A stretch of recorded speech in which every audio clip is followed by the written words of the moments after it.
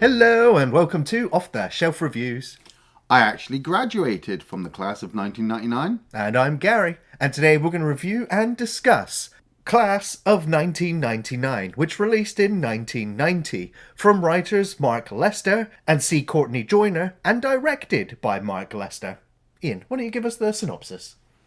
Well, in the future of 1999, the schools in America have become war zones. The students have taken over the corridors and the neighborhoods around the schools. And now the government have decided to join up with Megatech, led by Stacy Keach. He has constructed some battle droids and turned them into teachers. And now the teachers are going to try to bring order to the classrooms. But one student, played by Gregg, is going to uncover this hideous plan and try to get the students to help stop the teachers. Wanna rumble? Come on. Come on. You come on. Come on! So this is the official sequel to 1984, the Class of 1984. Yes. It's the same director, but apparently this film kind of hung around in limbo for a while. No studio really wanted to pick it up. They didn't really see it as a sequel, maybe a spiritual sequel to 1984. But I think it was Vestron Pictures that picked this one up. Right. Subsequently went under as well, which is kind of sad. But yeah, this is one of those films that you're kind of vaguely aware of. You look at the poster and go, well, how many different things is this ripping off? Yeah. I'm not even going to bother with this. How wrong, maybe. This is definitely one of those films you need to check out. Yeah. Like, I must have seen this poster or the front cover of the VHS like a bazillion times, back in the 90s. And just like you, I kept thinking, nah, it's obviously ripping off Terminator. It's ripping off Cyborg. Why would I want to watch a film about school when I'm not in school? It's like obviously not going to be on my top entertainment list. And I suppose over the last 10 years, people have said to me like, "Oh, have you seen it? It's like a cult classic." And I'm like, "Yeah, people keep saying that." And then I watch these films and they're not. They're niche for people who watched it at the time and really enjoyed it. So then I finally get the chance to sit down and watch it, and I have to say, man, I really want to watch Class of 1984 now, right? And then watch 1999 again, and then at least maybe go off and watch the sequel, because it opens pretty much like Escape from New York. We've got this American map and this voiceover telling us that all these schools in all these different parts of America have become war zones. The kids are taking over the corridors. This is like pre-battle royale as well. Before the Japanese would start dropping their children on an island, the Americans are going, hey, look, the kids have taken over the schools. Do they call them like free fire zones? Free fire zones, The police will not enter these locations anymore. No, somehow the kids have managed to get automatic weapons and vehicles and literally have turned like their city districts into Mad Max, which I was sat there, like I said, this is the first time for me, 2025, and I'm like, how were people looking how the future was gonna turn out? Well, I mean, I'm just going to say this was a pretty prophetic movie, except for maybe the costumes. The clothing is a little bit more 80s than 90s. I don't know about prophetic. Say in the 1990s, people were like thinking, hey, in the future, we're going to have robots and cyborgs. Right, we're getting there. Maybe Dude, it might be a bit late. We keep saying compared that to filmmakers' thoughts of where we would be at. And I like the idea that people always have, like, the children are going to take over and they're going to be running the streets. And I'm like, no, unless you give them all the resources they need. And obviously in this movie, they went, we just left the automatic weapons and vehicles lying around. The parents didn't even get involved. But man, Stacy Keach is the fucking bomb in this movie. I didn't know what to expect. I saw his name on the list. I certainly didn't expect to see that bleached blonde mullet that he's got. Right, yeah, and the contact lenses, and I was just like, what's going on here? I was like, all right, I need to go and check out what was going on. Apparently, Stacy Keach came up with the idea. He was like, you know what? I've never seen an albino villain in a film before. I'm going to do that. And the filmmakers were like, Okay. all right, if you want. It's the way that he laughs and smiles throughout pretty much his entire scenes. He's of these having movies. fun. He's having fun. Nobody else is. And when bad things happen, he just kind of laughs it off. There's a part where he just goes, "Everything's fine, Marv." It's like one of the greatest lines in the movie. There's nothing to worry about, Marv. You're just learning. But he's explaining to this group of people around this table, including Malcolm McDowell, who's like the new principal for Kennedy High School. And Kennedy High School is going to be the test ground for these new battle droids. We've got John P. Ryan playing Mr. Hardin, who's like a history teacher. We've got Pam Grier playing this chemistry teacher. And then we've got, obviously, the last guy who's obviously a PE teacher because he just looks like beef. Patrick Kilpatrick. Yeah. And he's the one who gets to reveal. It's a nice little cut here where he's pulling his cheeks and we get the cut and he pulls off the mask and we see the android underneath. Yeah. And so you're just like, okay, right, this is where we're going. So but for me, I'm like, so the gangs are bad. Obviously, the government is bad. And they're about to sending these robots, which I know are going to be bad. I didn't wiki this movie. I didn't wiki it. I have. All right. So we need a hero. Where's our hero? And we're introduced to Bradley Gregg, Cody Cope, who is being released from a juvenile prison in the future of America, I assume. It looks just like a normal prison. So the hero of the movie is a kid being released from jail. Yes, he's our anti-hero. Did you recognize our lead? I did recognize him a couple movies he's in. Nightmare on Elm Street Part 3. Yeah, he was plays the puppet Philip. guy. Yeah. Which I absolutely love that Philip sequence from that movie. And he was also one of the guys from Stand By Me. That's right, yeah. Like, he was always kind of in some background kind of character. Yeah. This is his only starring role of his Yeah. career. And after this film, I'm like, well... Man, he should have had more. Like, honestly, there's this really great shot where he finds his bike after he's been to school, and he kind of looks out at the river, and then he turned, and I'm like, action pose. That was great. Man, I don't know. Like, he just felt like he was putting on the persona. It was like somebody imitating Solid Snake, you know? It's like somebody trying to be the tough guy, but not. Like, fake it till you make it kind of thing. But from watching the film, I was like, but you know what? It feels phony. Yeah. But at the same time, that level of campy and cheesy, but the level he's dedicated to doing it, it fits the tone of the whole movie. Exactly. So I was just like, okay, it's fine. Yeah. And then, of course, he's got his friend there, which I don't recognize. Then he's got his brother there, Angel, played by Joshua John Miller. I was like, Near Dark. Yeah, Homer from Near Dark. And he's obviously looking a little bit older. And I didn't want to get drawn into their story because obviously I'm watching a movie set in a post-apocalyptic or dystopian future with cyborg teachers. Like, how much emoting or emotion do I need from these characters? But I've got to give it to Bradley Gregg and Joshua John Miller. As the movie went on, I cared for them because I really didn't know who else to support. I hated the gangs that were obviously, you know, trying to destroy everything in society, and I hated the government who were trying to control the gangs because obviously, where does this stop? But it's the fact that obviously Cody gets into his car and he's driving, and like you said, you got this other character in there, Sonny, who, you know, is annoyed at Cody because, you know, he doesn't want to get high anymore and he wants to go to school, and it's because Cody, Bradley Gregg's character, is trying to say to him, like, look, if I fail in school, I go to jail and they will kill me in jail. I'll be this kid. But on top of that, maybe he's seen some shit while he's been in juvie, so he doesn't want to go back because it's not... But they're also looking at him because he was pretty much the de facto leader of the is it the Black Hearts? The Black Hearts, and they're up against the Razorheads. That's right. So we've got two opposing gangs, and when they're driving to school, he's just like, yeah, we're just going to drive through the opposing gangs' territory to get to the school. And this, for me, was where the film just blew the lid off the whole thing.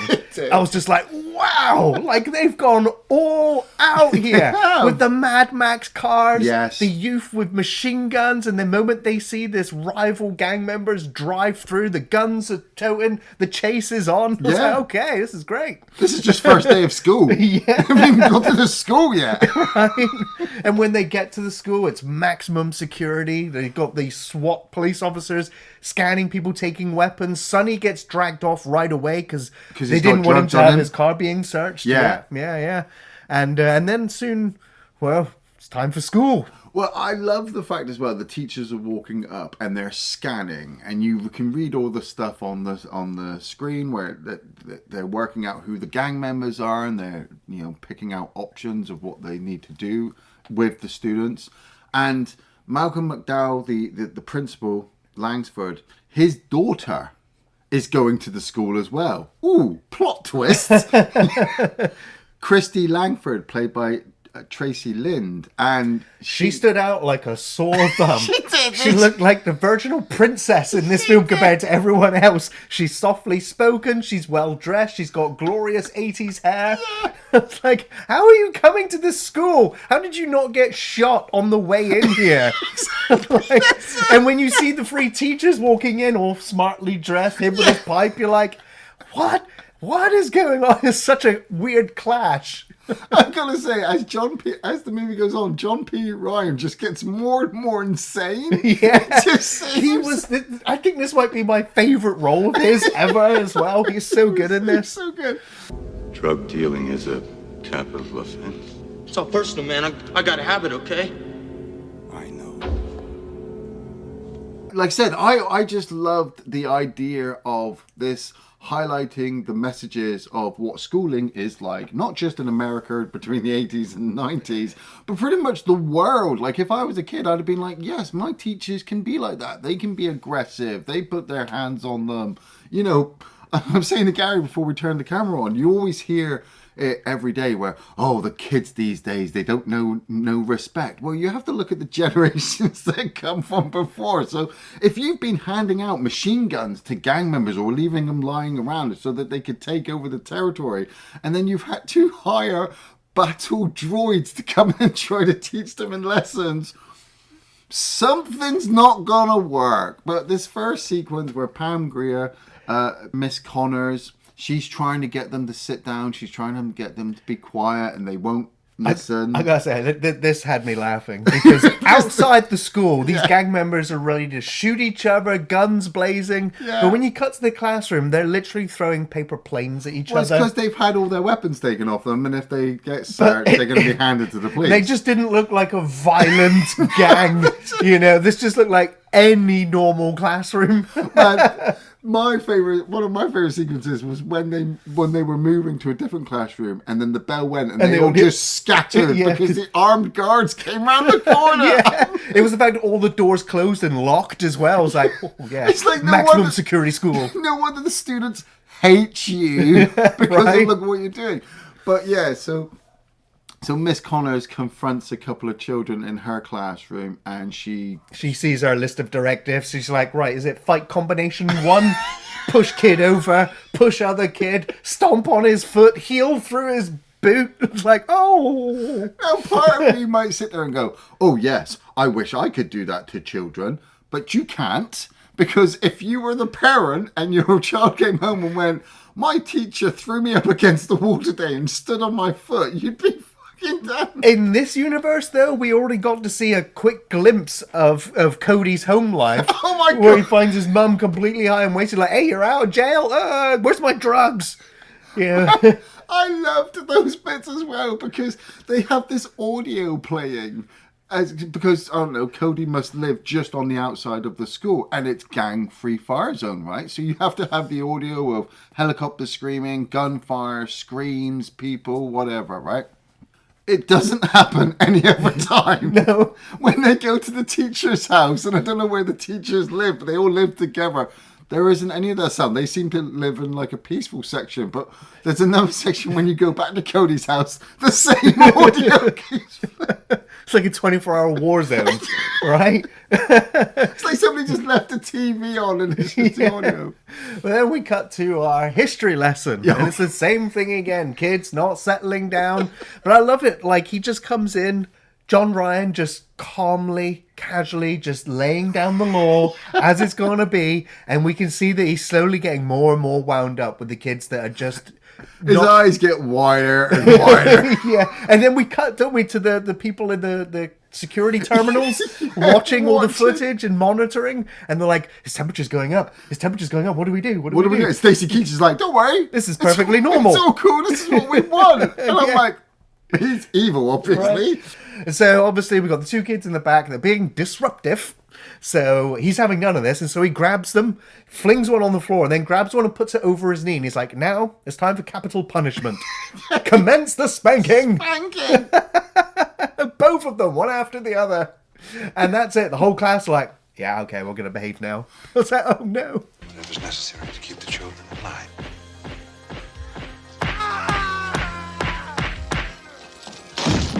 I don't know how people look at discipline nowadays. Like I said, it's 2025, and this was set in 1999, but it was 1990s kind of fucking creation where somebody went, we need to discipline the children in this class, and what can we do? Well, they're gang members. Let's spank them.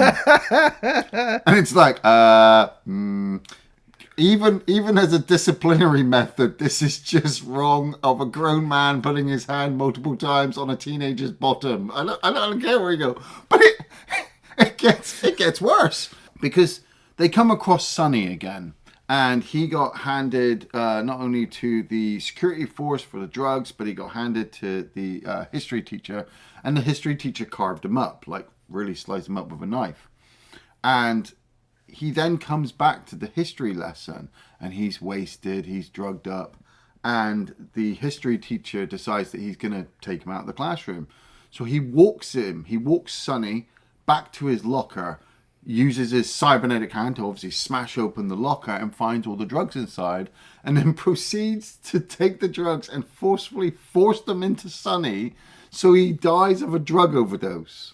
Again, the scientists are monitoring this, and they're like, should we stop? And Stacey Keach is like, no, it's fine. It's absolutely fine. Discipline. This is what the school needs. Discipline. Yeah. We're taking care of the problem one at a time. So you then have another bunch of sequences which cause another massive moment where Christy is walking into school and one of the Razorheads decides that he's going to try it on with her, and she doesn't want anything to do with him because she kind of fancies Cody. They've been getting along a couple of sequences, and this Razorhead attempts to rape Christy outside the school. So Cody comes along as the hero, pulls the guy off and starts fighting him. The PE teacher comes running out, sees Cody kind of fighting these guys and restrains him forcefully and drags him in front of Malcolm McDowell. And Cody has to explain to Malcolm McDowell, look, this guy aggressively grabbed me. I was trying to save your daughter. I'm trying to be the hero. And it was nice that Malcolm McDowell had started off saying oh yeah, bring the teachers in. I can't wait to discipline the children and give them an education, get them back on form. But he's starting to notice that the robots might be bad, obviously. He is like a real good guy in Yeah. this. And that's the surprising twist. It's just he genuinely has compassion for the students, and he wants to see the reforms, and he wants the school to be a safer, more productive place to be in. Yeah. Especially for his daughter and the wider community. So he really believes it. And so, but he's got Keach. He's got the devil in his ear. Exactly. Whispering. And the cyborgs as well kind of gang up on him as three, trying to kind of convince him that what they're doing is necessary. Okay, it's necessary. They have their PE lesson, and the PE coach kind of beats down on this one kid and then forces them all to go get showers. But not you, Cody. Yeah, not you, Cody. Keeps Cody back. And literally just starts to beat the shit out of him. Yeah. It is a massively one-sided fight. And I'm like, I don't know if I'm having PTSD flashbacks or if I've just seen this a lot. This is how all of us remember PE lessons.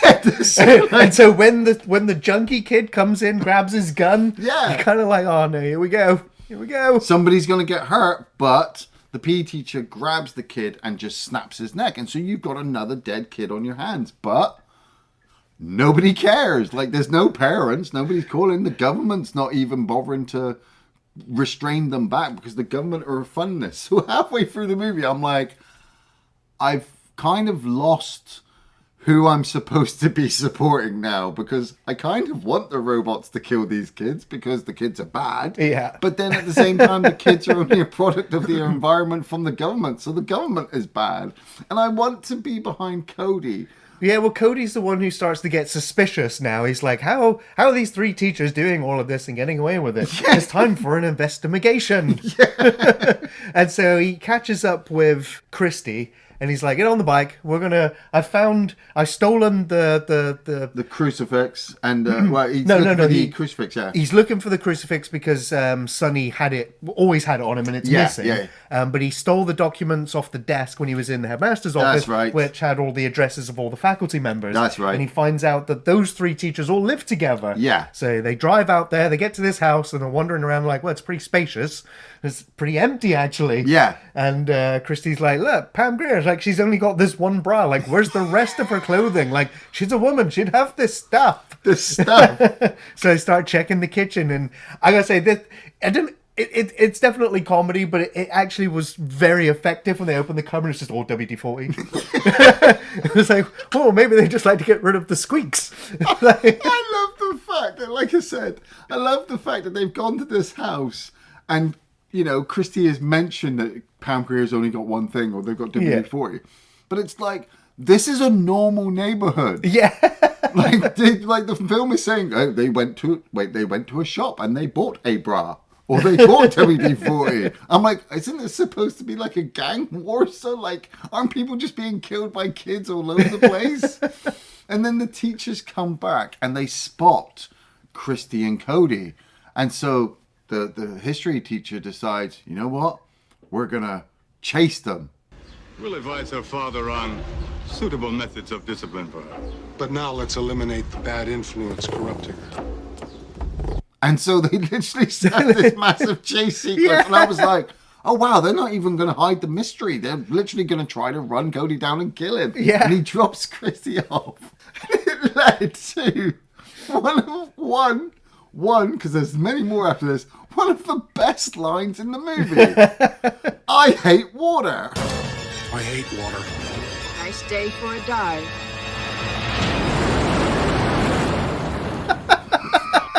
As they go straight off the pier and crash. And Cody's like, well, that's dealt with, and drives off.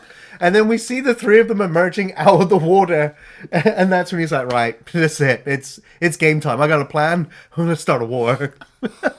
I lost it at this point with this movie. I was so glad because you're always looking for tone to keep you going and pacing to keep the excitement at a certain level. And certain films, when the story or the acting doesn't work together, it loses it. And so you lose interest. Yeah.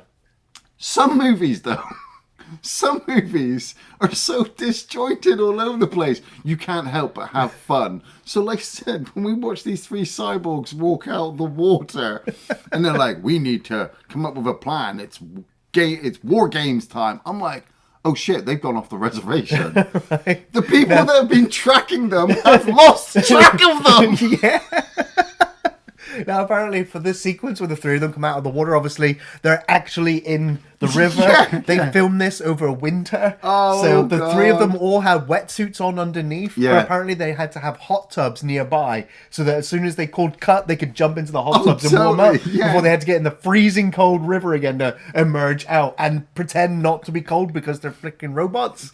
But yeah, kudos to the three of them for doing that. Yeah. But yeah, now is where they go and take out Angel. Yes. And they frame it so that it looks like the rival gang did it. They also frame the Blackhearts with the other gang by killing somebody else, and then they tell both of them, leave a message to meet at the pier to settle things. Now, I kind of really, really enjoyed the sequence because, like I said, I've been building up the relationship between Cody and Angel and do like Joshua John Miller as an actor, but when he got on that headband and looked like Jimi Hendrix, I'm like, fuck yeah, because he wanted to get jumped into the gang of the Blackhearts, but his brother's trying to stop him because he doesn't want his brother to get hurt or killed. But at the same time, Cody knows there's something going on and he can't convince his brother because his brother thinks he's off his head. And so they just go and play some basketball. And they had this nice little basketball moment.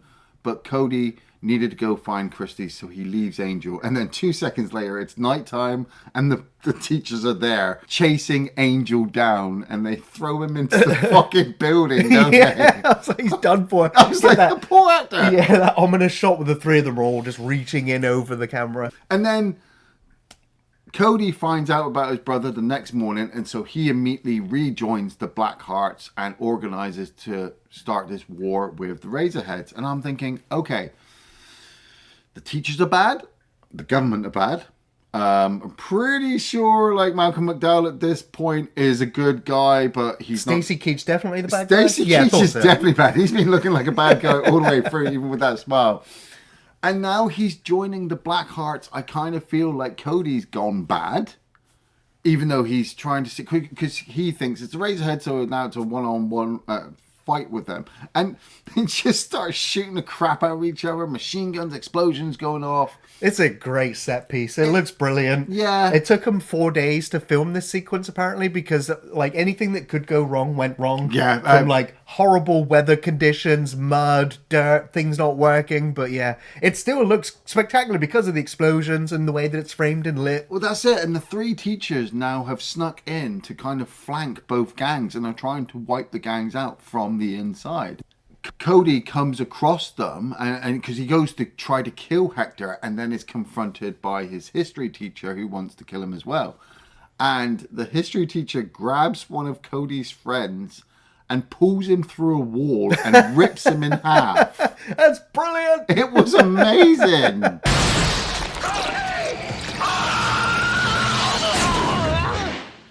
Yeah, that's really well done, actually. Yeah. And it's at that point I was like, okay, this film might actually start getting really interesting in terms of the effect. Yes. Because we haven't, other than the tease of seeing the robot at the beginning, we haven't really seen much. But yeah, after the Pierre kind of shootout and most of the gang members are dead, they realize that it's the teachers that are causing all of this. And they plan... Well, Cody gets a message from the other gang again to go to the school. Yes. To settle things one-on-one. But it's actually Pam Grier putting on a voice mimicry thing. That's right, because she's captured Christy as well. Yes, because they've also killed off Malcolm McDowell, who was trying to stop them because he's realised that the battle droids are evil. Apparently Malcolm McDowell only worked 3 days on the film, came in, filmed his scenes, out the door. Wow, I mean, they fitted in quite well. Yeah, it seemed like he was there for exactly, ages. yeah. But he probably was just like, no, guys, I know what I'm in, and I'm getting out now. And Stacey Keach is like, hey, man, don't you want to stick around? Look what I got. Once this program has been implemented, I'm afraid it can't be turned off. The bottom line is kill the enemy. But yeah, Cody convinces all of his friends, like, no, it must be the teachers. Why? Well, why would the rival gang go to school? We hate school. It's like, oh, shit. But Cody goes there and he meets up with Hector and he convinces them, look, the robots are in there. They're bad. They've got Christy. And they all ride inside the building, don't they? I thought it was pretty cool set that they're riding around the classrooms and the corridors. Obviously, they wanted to film this in LA, but there was like no schools or the government or anything. Well, they're all like, nah, you can't do this. And then one school in Seattle was like, come here, film it here, we'll come in. Yeah. So they were like, brilliant. And so, they got to use a real school, bomb around and drive around. I was like, this is brilliant. You needed to do this. You know, it kind of gives you that Dawn of the Dead vibe. Yes. Driving around a location where you don't usually get to do so. Yeah. And now this is the part of the movie where it is the effects extravaganza. This is the thing the film's been saving all of its budget for. And it is quite exciting. We've got shootouts going on, explosions going on, and then we get to the effects where... First up, it's John P. Ryan's Mr. Hardin, who ends up dropping his arm, and a drill bit comes out as he's holding Cody and another one of the gang members. And he says something, I can't remember his line, a quip about shaping fresh minds. Oh, yeah, yes. And it just drills right into his head. I love the one-liners coming out of Cody as he starts defeating each one of the teachers. Yeah, a tough guy persona coming through. Yeah, well, it was the fact that, like you said, the film had been so cheesy and the pacing had just kept going that when he hit these one-liners, it fitted with the destruction of the robot. So it's like they come across a Pam Grier as well, and she turns her arm into a flamethrower. Yeah. And then, like, they tried to stab her, and Hector's just like, oh, look, she's got cybernetic tatas. And I was like, that sounds so bad. But Pam Grier's ripping open her chest, and you can see the special effect and how they tried to make it look like female body parts, but at the same time, it's, B-movie body parts. And they lure her into her chemistry room, and they set off the gas, and then he gets that fire axe, doesn't he? Hits the flame tanks in her chest. Flame tanks in her chest, and so she sets off the fire, and then she absolutely fucking explodes and takes out her room. Right here, you mechanical bitch.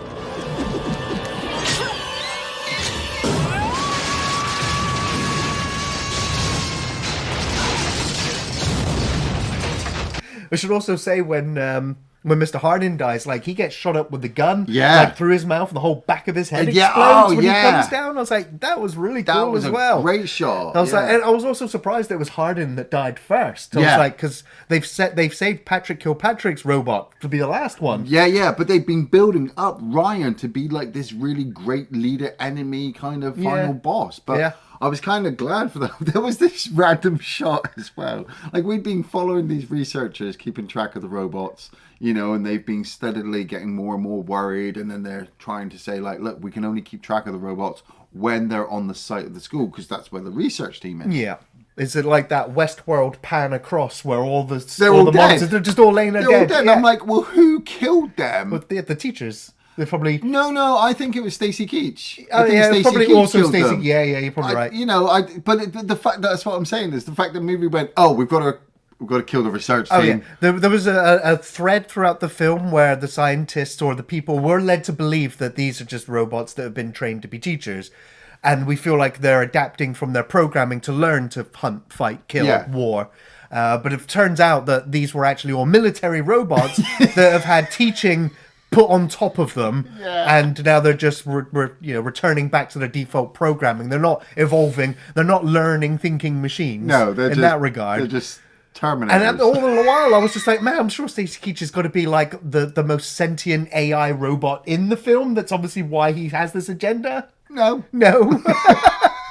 He's just a normal guy. Yeah, because he gets killed by the Terminators, by the teachers. He got punched through the back, didn't he? Oh my god, just remember that. Because the PE teacher, he turned his arm into a rocket launcher, and he's been firing at everybody and blowing it up and blowing up the whole set pieces. And then Cody and Christy are confronted at the end by Stacey Keach, who kills Hector, and I was like, no, Hector! I wanted them to get back together, after the loss of his brother. Cody's literally got nothing left. Like he's been at this school for like 3 days. Yeah. They're burning the place down. And they have this final confrontation with the PE teacher, because he'd rammed him with the bus as well. That's right. He? Yeah. Take him out with the bus, and then through the fire. Yeah, the Phoenix rises. He climbed out, and I looked at it. I'm like, yeah, I know it's not as good as Terminator or Terminator 2, and I'm glad, like I said, I hadn't watched it in 1990, because I would have immediately compared it to that, and I would have shat on it. But now I'm older, I'm like, man, they really tried. They did. There was 10 puppeteers all working in tandem to get that puppet to work and move. But yeah, like in some of the shots, it doesn't look like it's superimposed in very well. It's fucking better than Nemesis. Yes, yeah. And then on the close-ups where the head is moving and the eyes are going, it's just like, okay, this is... Honestly, as camp and as cheesy and as it looks, it's actually there on screen. Yeah. And it still looks impressive by the rest of the movie standard as well. Yeah. So yeah, for the last chase, I'm like, okay, this is exciting.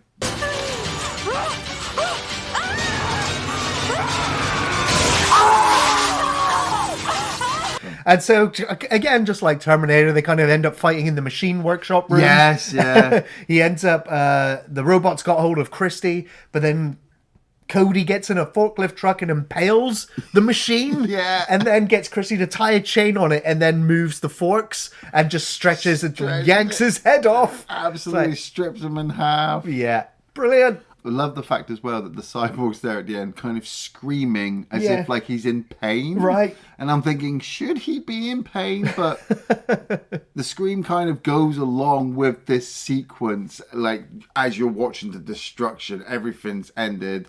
And the music kicked in at the end of the two this of them were song, coming yeah. out. I was That's like, too much. no, I thought it was great. I was like, after everything. Yeah, you know, it fits, doesn't it? Yeah, But just it's fucking end yeah. the movie. Come the day, I will be there when the hammer starts to fall. Come the day. I sat there at the end. I was just like, should I just watch that again? Because I'm not entirely sure. I'd happily take another dose of this film again. Yeah, it was fun. Ian, what were your favourite scenes? Oh man, I had so many favourite sequences. Like, I would like to say the entire movie, but I think that's just too easy. Stacy Keach, every one of his sequences that he turned up in was just oozing evilness, you know, and the fact as well that he created Pam Grier, the cyborg robot. I'd literally, before I watched this movie for the first time, I'd literally just watched Escape from LA with the two of them in. So everyone goes, oh, that's a cheap movie for them to be in. I'm like, watch Class of 1999. Like, they're really selling it. Like I said, Stacy Keach is great. The sequences with the cyborgs in their classrooms, they steadily just get worse and worse. So, I mean, worse as in they just start beating on the kids and there's no controlling them. And then they just start coming up with these evil plans of getting the gangs together to shoot them up. I mean, the guy getting split in half as he gets pulled through the wall, that was just an amazing effect. The drill arm kill, the coach getting ran by the bus, the punch with the forklift through him and then stretch him in half, that was great. The I hate water line, you know, like I knew it was coming that they were going to drive off this pier, but the fact it just cuts to him and he goes, I hate water. And I'm like, he's a robot, of course he does. It's just... I love the fact that they just got that guy and went, right, we need to send a message. So they just set him on fire and just threw him through the window. Message received. Yeah, I'm like, that's fucking killed him. And I really, like I said, I really like the slow build-up between Cody and Angel as this brotherly love was working through. Like, Joshua John Miller's brilliant. Loved him in Near Dark. And so when he was looking like Jimi Hendrix, I'm like, yay! Oh, they're going to kill you off. Yeah. Yeah, just so many. Yeah, I mean, like you said, saying the whole film is kind of a cheat, but yeah, I really enjoyed the whole film. There wasn't any acting scene, you know, I'm like, that was great. That was a highlight. So unfortunately, no.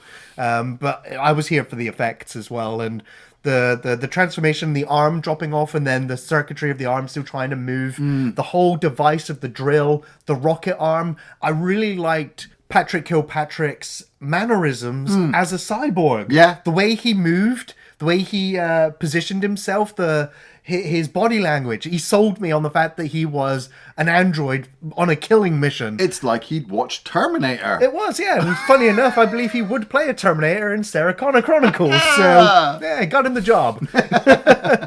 And yeah, Pam Grier, her whole chest rig, her flamethrower hand, and her fiery death, brilliant as well. So yeah, I really loved all of the effects in the film. Even the dodgy-looking robot that emerges from the flames afterwards. I still loved the puppetry that went into bringing it to life. I was still convinced enough that my suspension of disbelief, you know, I got to this point in the film, I'm here to the end, you know, because I'm still having fun. But yeah, all of those ones. I tell you, the scene that did make me laugh the most though was opening that cupboard and seeing all the WD-40. I was like, that was hilarious. It's the fact they had those 3 chairs. It was like they come in at night and just sit down. There and recharge. Why wouldn't they go into the basement of the school where the research team is? Because they got to look like normal people driving in, you know, and leaving. Well, everybody knows teachers don't really go home. Right. And do you recommend Class of 1999? I totally recommend Class of 1999. This is just a gem from the 90s. Yes, it's silly. Yes, it's cheesy. Yes, it might have some effects that you might look at and go, oh, but maybe don't watch it now if you're young and you're wanting to watch all of the most, brain teasing intellectual movies that you'll find out there, and you want to talk about all the great actors who have won multiple Oscars and cinematographers that know how to capture a shot and all that great stuff that we say that movies should always have, because there was a time when movies didn't have it. And people just threw stuff together and hoped that it would stick. And one of those things that sticks is Class of '99. The effects are great. The acting, I think, is fun. I could watch it. No, you know what? I will watch it again. Yeah, I'm also going to be recommending Class of 1999. This was an over-the-top, cheesy, action-filled sci-fi with robots, shootouts, car chases, explosions, gore, and comedy. The cast is great. Bradley Gregg is admirable in the lead role, but the tough guy image was not convincing, and it was near comical in tone. In tone, though, with the scenery-chomping robot teacher stars, Pam Grier was awesome. And she fit right in here with the near-exploitation grindhouse vibe of the film. Patrick Kilpatrick and John P. Ryan were equally convincing as robots and were fun to watch as they entered war mode. The effects were also pretty decent. Lots of greens instead of reds for blood, but some impressive puppeteering considering the budget and limitations. It's still cool and very effective. Music, I'm going to say, was only okay. It had some flair, but it was never really memorable. It was serviceable. So yeah, I'm going to say I had a blast watching this. It's very fun, very entertaining. It doesn't take itself too seriously, and it delivers on its premise, and it's well worth a watch. Hired to teach, programmed to kill. Thanks for watching Off the Shelf Reviews. Come the day, I will be there when the hammer starts to fall. Come the day, I will be there when... There's nothing to worry about, Marv. I just learned.